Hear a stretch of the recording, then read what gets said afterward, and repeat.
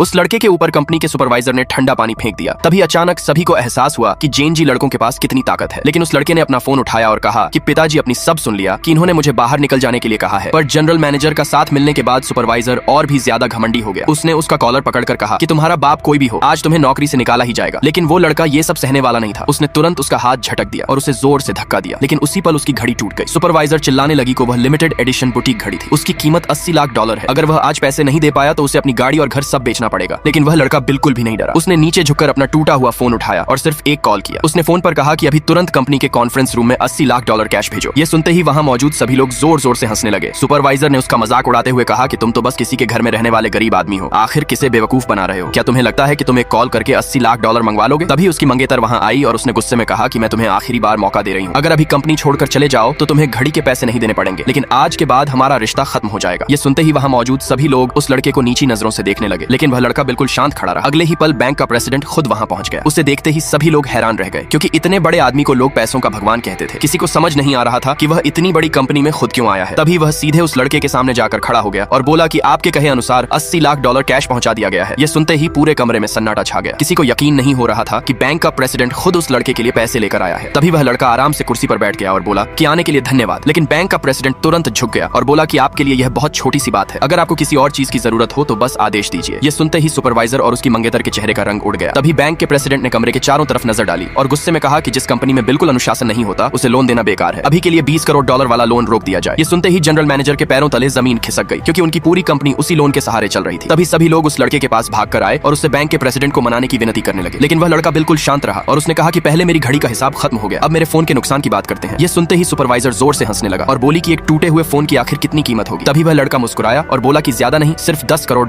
ये सुनते ही पूरा कमरा हंसी से गूंज उठा। किसी को भी यकीन नहीं हो रहा था कि दुनिया में कोई फोन $10 करोड़ का हो सकता है। तभी अचानक कंपनी के दरवाजे दोबारा खुले और इस बार दुनिया की सबसे बड़ी टेक कंपनी का सीनियर वाइस प्रेसिडेंट खुद वहां पहुंच गया। उसे देखते ही सभी लोग डर गए, क्योंकि वह दुनिया की सबसे बड़ी टेक कंपनी के बड़े अधिकारियों में से एक था। वह सीधे उस लड़के के सामने जाकर बोला कि हमें आपके फोन में असामान्य झटका महसूस हुआ था, इसलिए हम तुरंत यहाँ आ गए।